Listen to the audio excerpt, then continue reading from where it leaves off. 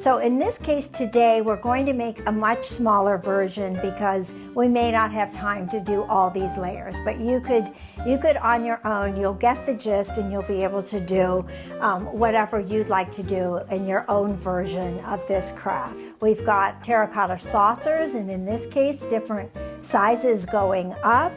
And we've got our plants. Again, I chose my palette of plants based on what was going to be pretty in my house with my particular table setting. Then we've also got a little sprig of artificial flowers, and you'll see what we're going to do with these in a minute, and this great little moss trim. So this was a little bit harder to find. It comes in a roll, and I was able to find some on Amazon, but you can also find a twine type, and that would work as well too. You could do it with regular twine if you wanted, but that's actually this material that we used here, and it actually was called like super moss, so this might be a good example for you.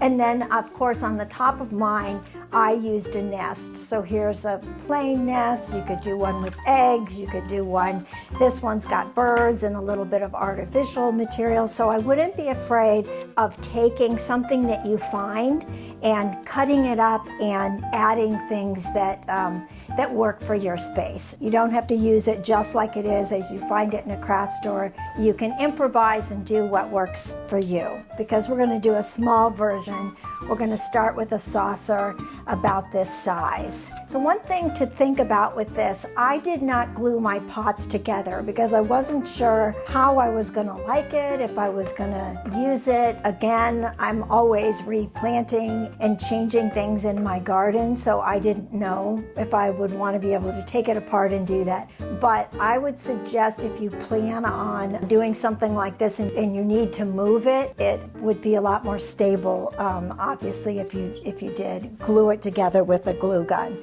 But for the purpose of what we're going to do today, and maybe being able to use your pots all over again, all you do is place your pot upside down, put it on its saucer. In this case, where I did my little double scallop with my moss trim, I divided this in 3 spaces just so I could tell where I wanted it to start and where I wanted it to end, and then make my loop around. You could stripe it around, you could zigzag it around, whatever pattern you want. Okay, so we basically have our little loop, and on mine I was a little more specific in terms of my measurements because I wanted my little loops to be about the same going around, but just for the sake of showing you. So then I basically place a dot of hot glue and I place him on there on the back firmly. So he does a nice little stick.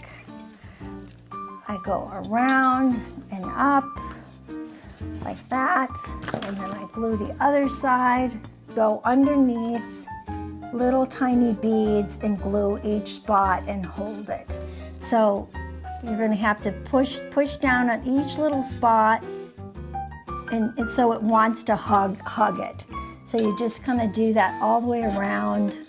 But then at each of those points, what I did was take a little flower and I just cut them off. So these actually get hot glued on wherever you want. And perhaps if it was a baby shower, maybe you could use pink or blue.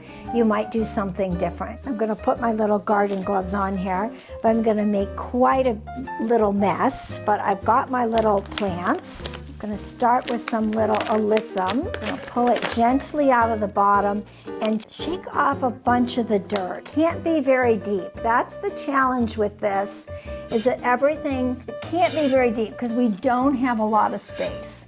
So we're basically going to tuck him in there, and then just depending on how we want this to look, we just take our little plants and tuck them all the way around the side. So obviously be gentle with their roots, take off quite a bit of the bottom, and then we're placing them all around. You know, just depending on what you wanted to do. You could put a little, you could do the bird's nest on top too. He's partially done, but but you can see, I mean, how fun is he? And in this case, we've got this little nest that we've just bought like he was. We could add other little flowers. We could add some more of our faux flowers if we wanted here. In this case, I added more little guys on here. He felt like he needed it. And of course, we could attach our little butterfly to the top in any sort of color that we want. So that sort of gives you an idea of how this guy is made. And this guy is, I've got a little vase with a bird on the top and a bigger nest, but this is kind of super fun. And you could even put another little pot on the top with flowers coming out. So there are lots of different things that you could do to make this your own creation. What I have found with this is it's, you know, because they're so shallow, it's not easy to water. And so I was using a spray bottle to get it to moisturize on top and then moisturize on its roots. So I don't know, like, would it last for months on end if you probably babied it like that? It probably would. I would say it would probably last longer than cut flowers.